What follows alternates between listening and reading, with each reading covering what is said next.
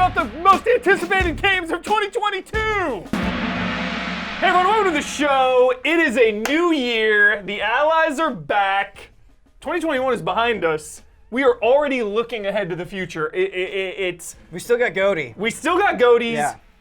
But I cannot help myself, Ben, because 2022 is poised to be one of the best in years. We got a lot of heavy hitters, but I ask you, what is the one that you're most excited for? I can only do one. I mean, there's no rules ever, but if you have multiple, feel free. But what is the one or the ones that you are ready for? So I'm taking like a different approach. Not because like there are things coming out next year that I feel like there's a very high chance I'm gonna like them. Yeah. The things that I'm actually like, when you say most anticipated, I'm most anticipated to see just how they turn out. Yeah. So like these I'm like, I like this. I don't know. How is it gonna shake out? Yeah. So the biggest one for me, I just have no idea if Pokemon Legends is gonna be any good at all. Yes. I'm just waiting for you to tell me. It seems big and it seems ambitious, but it seems different. And I think, I did the Sword and Shield review, and I just did the Diamond and Pearl review. And so the thing that I've come out of is I just want something new. I want something fresh. I want to feel the magic again. Yeah. That exploration. I want to go into a place and be amazed. Yes. Is that so much to ask for?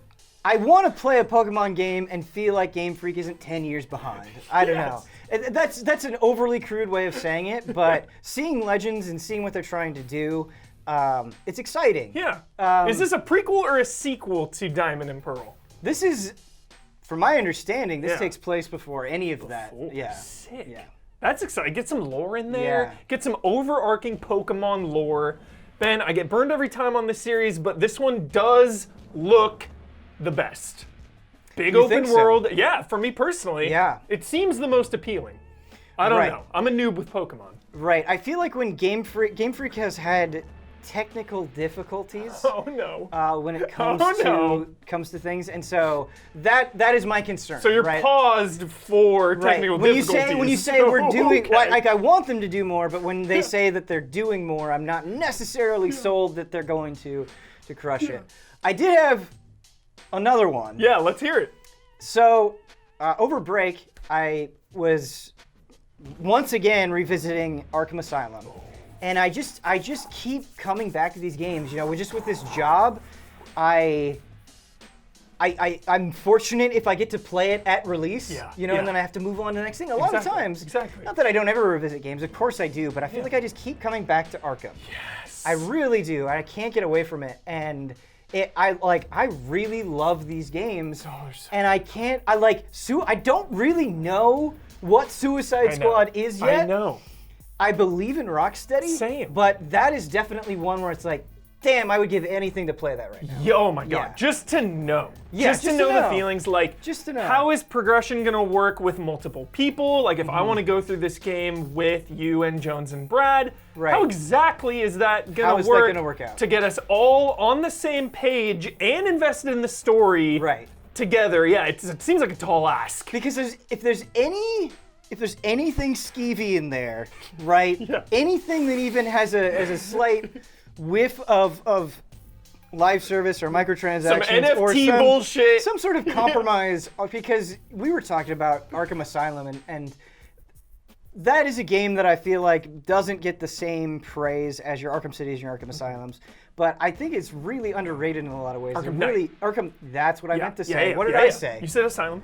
Okay, Arkham Knight. Arkham Knight is what I meant to say. Yeah, and I want to see, because I feel like Rocksteady is so ambitious. When they make a sequel to a game, all in, they really go nuts. How is Arkham Knight still one of the best looking games ever? Yeah, and so that's what I want to see. I want to, because I don't have the same affinity for Suicide Squad as I do Batman. Yeah. But by the end of Suicide Squad, I want to be like, holy shit, give me more. I want that feeling. I want to break Batman's nose. Oh man, all of them. Boom! Like that's the thing, when you kill the Justice League, are they gonna go all in? Jones snapping Superman's neck needs to happen. Yes. Next up is Brad, here to probably tell us about Elden Ring. Tricky answer. Okay. So, I'm extremely excited for Elden Ring, but I've played Elden Ring. I know what it's like and I know what to expect. There's two things I've not played that are high on my list that are equal in power. You know, it's like a Triforce with me, these 3 games. Breath of the Wild 2, whatever the hell it's called. When are you gonna give us a damn title, Nintendo? Quit messing around. Yeah. Final Fantasy 16. 16 though, man. Is that 2022? Come on. Come on. Possibly. So, Naoki Yoshida, the producer of it, said when they show it, they want it to come out soon after that. That's good. That's a good sign. They confirmed to show it in spring. Okay. So it could come out this year. Could come out the end of the year. Like Breath of the Wild could get delayed. Who the hell knows with that game? Brad, what? Only Elden Ring is guaranteed. Elden Ring is guaranteed. That's it. But what is even the deal with Breath of the Wild? It doesn't feel real anymore. I don't know. It doesn't feel like a real video game. Something went wrong, I think. Or they made something and it wasn't ambitious enough for them. And they're like, oh shit, people are expecting craziness. Brad, bring me back here. Bring me back. Okay. Help me paint this picture. Okay. How was the hype going into Breath of the Wild 1? Pretty high. Pretty high.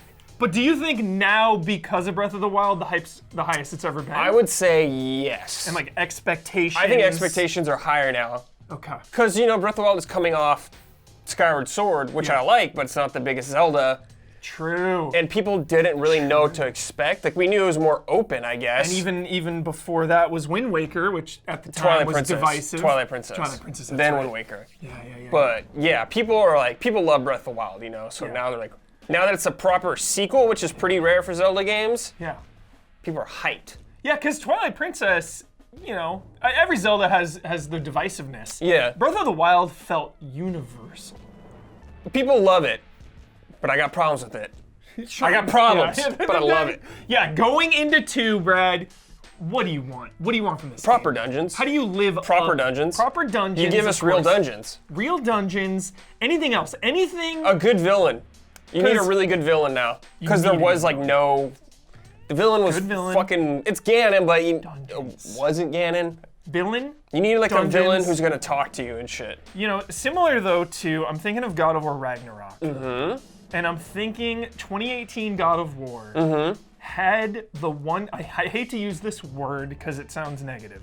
They had the one take gimmick. Yeah, sure. Way more than a gimmick. It's not a gimmick. Yeah, it's just a word to describe it. Yes. Breath of the Wild, open world, like one of the best open worlds. Well, here's the thing. What do you do with 2? I'm telling you, okay, you make proper dungeons, man. And that's it. So God of War, world, like when I played Breath of the Wild, I was like, yes, this world is awesome. I love being in Hyrule. Yeah. But the dungeons, the Divine Beasts left me a lot to say. When I played God of War, I wasn't like, man, this one thing from past God of War games they did so well isn't in here. Yeah. I was like, oh, they improved on pretty much everything from God of War. So Breath of the Wild 1 is pretty much perfect aside from the dungeons. It's not perfect, but the villain and the story I have problems with. Okay. I'm just very harsh on Zelda, though. You are. I'm very harsh on Zelda. The harshest. Me or Damiani. So much. Yeah, exactly. Because it's like, I love it. Ben got a few. Any other games, Brad? I don't know. Off the top of my head, it's like those 3, or they're my Triforce, yeah. It's like, I don't know. Gun to your head right now, Elden Ring, Breath of the Wild 2, what do you take? Oh, fuck. What do you take? I'm taking Breath of the Wild. Taking Breath of the Wild! Because I haven't played it! I haven't played it! Dawn, this is like 2 times in a month, Dawn. This feels good. Pumped. Getting you on here. Happy New Year's. Happy feels good. Frickin' New Year. 2022, it's gonna be a good one. Yeah, I got a feeling. It's gotta go up from here. Right? Yo, Yeah. You know what this year is? What? Avatar 2, baby! Let's go! I guarantee that it's Let's go! We may have to wait till the end of the year, but the year's getting better. Guaranteed. Yes. You can count on Cameron. Believe in Cameron. Yes! It's gonna deliver! I'm telling you, it will. It actually will. You know, it will. It will. It's a guarantee. I'm gonna say something about Avatar right now. The last few years, I'll admit, I was worried. I've gotten nervous over the years. Development hell. However, in the last few weeks, I don't know what it is. I've gotten a resurgence of faith. Something about just the plot details came out first. Plot details. Yeah, I saw. I think a little bit of that, just a little bit of that world, that utopian world that we want to believe in. Yes. Cameron presenting it to us. The world is ready again, dude. We forgot a little bit how precious it felt at the time, Yes. and we're just thinking of it and all. So I'm pumped for Avatar. Yeah. Gotta get things good. Yeah. But as far as games go, Don, 2022 is already stacked up. Absolutely loaded. Ben was talking about, he's more curious. He wants to see how Pokemon and Suicide Squad shake out. Yeah. Brad obviously all in on Breath of the Wild 2 and Elden Ring. Yeah. How about you, Don? A lot of games to look forward to, but for me, there's something that it touches me from way in my past. I think this comes as no surprise, obviously. We're all looking forward to this. Shredder's Revenge. I knew it! I can't say it's my number one, but it is definitely one of my most hotly anticipated. Shredder's No Revenge. question. I mean, Mutant Ninja Turtles, my earliest days as a little kid in the arcades, Turtles in Time, I remember, was out already, and it was just huge, and like, that camaraderie of the 4-player multiplayer, The animation is beautiful on the Shredder's Revenge. The characters you can play, everything absolutely seems like it's perfect.